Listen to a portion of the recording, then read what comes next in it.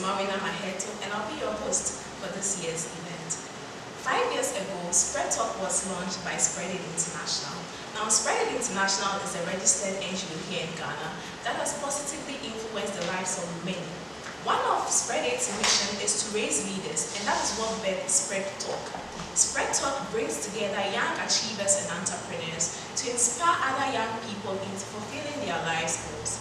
Since 2016, the conference has seen tremendous results. Various bills have been released, businesses have been launched, and young people have become more proactive about their lives. We want to know our successes, challenges, setbacks, and most importantly, our future projections. Stay tuned, we have more.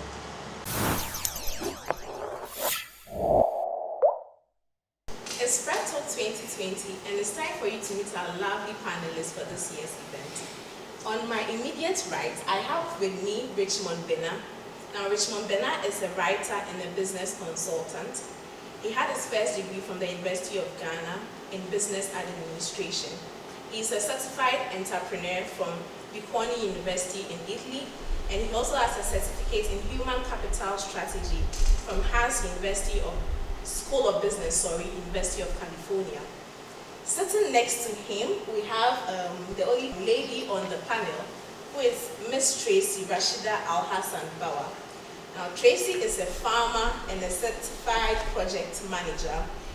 She also had her bachelor degree in economics and information studies from the University of Ghana, and she's currently an MPhil student at the University of Ghana Business School, studying operations management.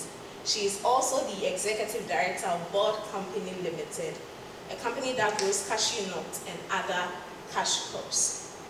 And sitting next to her, we have Daniel Ajinlati.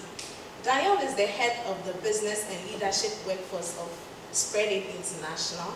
He is a senior high school teacher, and he also has a bachelor degree in economics and statistics from the University of Ghana.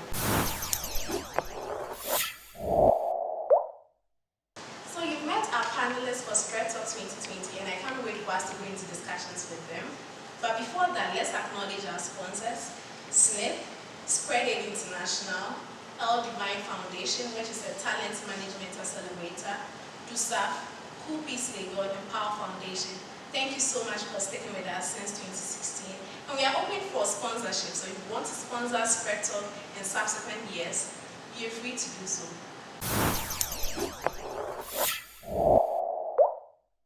Richmond, Tracy, Daniel, welcome to the show. Thank you for having us. Thank you. All right, so we want to go straight into the discussion. I'm sure someone is hearing about SpreadTalk for the first time, and I want you, Richmond, to tell us what SpreadTalk is all about, how it was there, why you keep holding it year after year. Okay, thank you very much. So, SpreadTalk was formerly called the Business and Leadership Conference, and it was held primarily to assist young people who had business ideas or who were actually looking into entering into a leadership position. Okay. But as the conference ended the first year, or in the pilot year, we realized that there was still a lot more we could do for most young people, and not necessarily every young person was looking at getting into business or leadership. So we decided to rebrand it into SpreadTalk to accommodate more topics like, say, maybe environment, sustainability, politics, young people who want to do certain things like that. So SpreadTalk is generally for young people to enable them birth their ideas by coming to a yearly conference where they can interact with young leaders like themselves or people who have achieved what exactly they want to achieve, to be able to get that information and insights and also build relationships with them. So that's why we keep having SpreadTalk every year, just to bring young people together to meet other young people who are innovators or producers or leaders in their industry, to inspire them and to create opportunities for them. Okay. So I have cause to believe that the spread comes from the NGO that brought the conference, started the conference, which is SpreadAid. Exactly. And then the talk is because of the fact that it's a conference. So the two words joined together become SpreadTalk. Yes, exactly. Yeah. Okay. All right. So I want Daniel to tell us about the organization. You are the head of the business and leadership workforce. Yes. It means that you lead this committee, the SpreadTalk committee. I want you to tell us, what we all see is the beauty, the end product. But I want you to go into the details, how it comes about, how you organize such an event, the planning, the preparation, the execution, everything, for someone who might also want to organize something in future. Okay. Yeah. So SpreadTalk is an interesting program that we always have. We've been having it since 2016, and we have a normal procedure of preparing, planning, executing, and evaluating, which we term is that PPEs of our project. So we plan, we prepare, we execute, and we evaluate, and it's a cycle. So we plan firstly on the theme of what we are going to discuss in that year. So based on the vision or the aim for SpreadAid, we channel or we talk about what we are supposed to talk about for SpreadTalk. So you realize in 2016 we have dominate or stagnate, and then we have how to build the future with your hands. So from that one, from the theme, we go on to have search for the specific speakers. So although it's an entrepreneurship program, based on the theme, we go in to look out for what the specific speakers that can talk to the issue. Then once that is done, we prepare. And one culture that we have in SpreadAid is you can never be fully prepared for a program.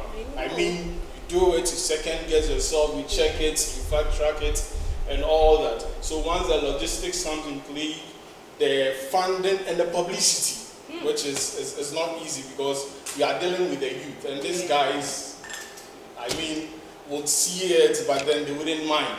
We'd have to go to the campuses, follow up on them, call them, and then the execution day. So that's a SpreadTalk day.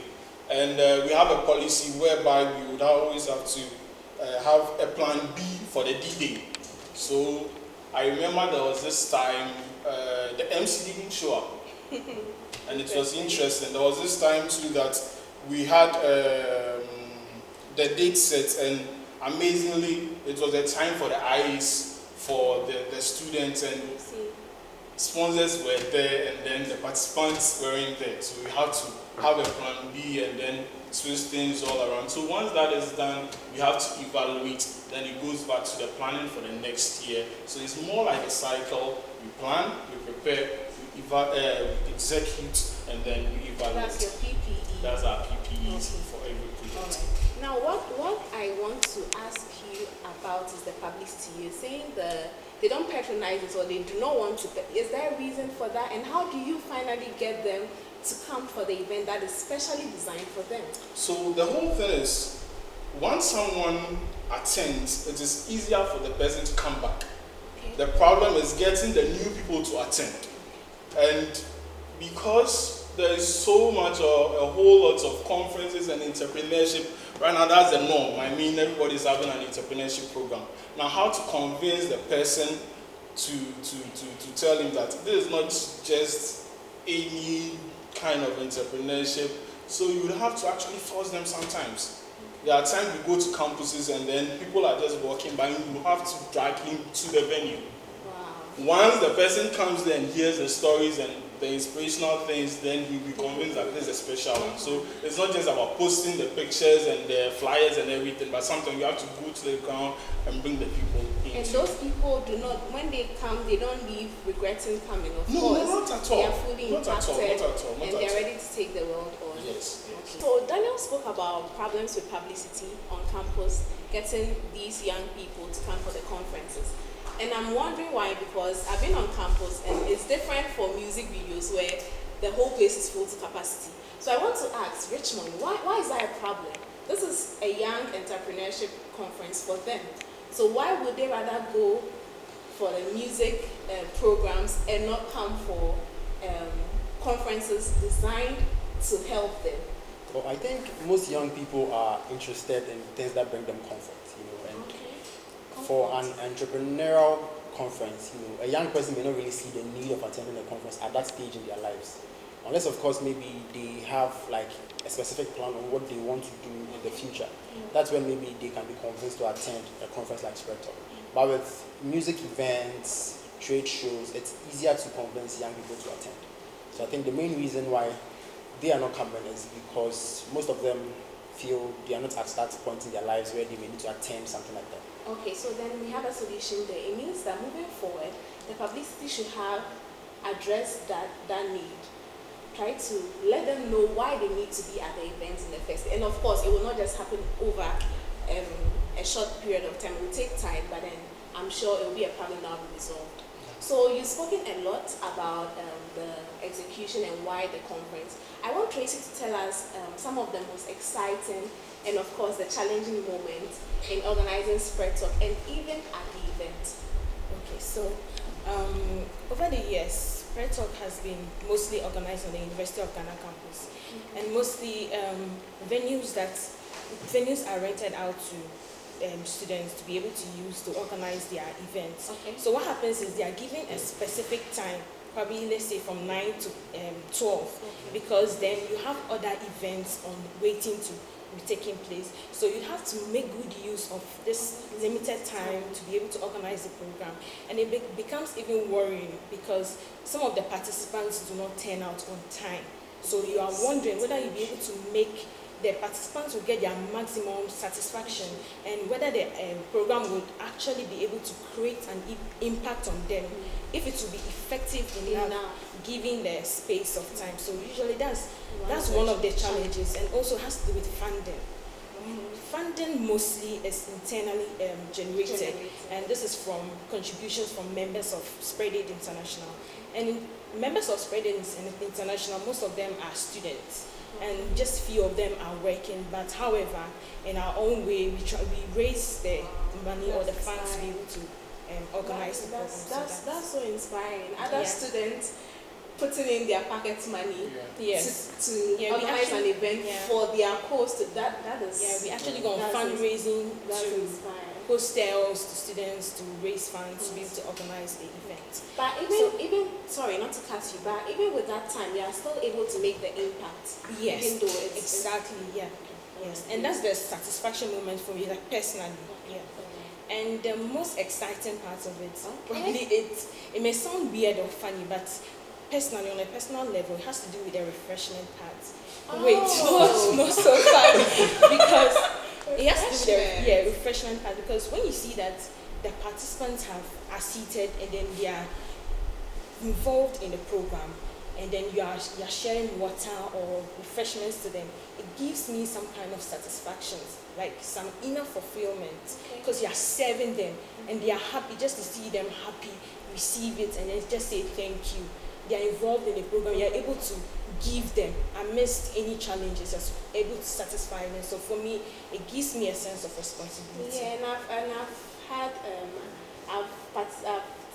had some of the refreshment before. You do coffee break, exactly, and then the main. Yes. Oh yeah, item 30. I mean, on campuses, if item 30 is not sure. Mostly that's what motivates them to actually attend the program. Yes. Okay, but then when they come, then they know that there's something beyond the food they are eating for the moment. Yes. All right. Thank you so much, Tracy. So we've taken a look at SpreadTalk.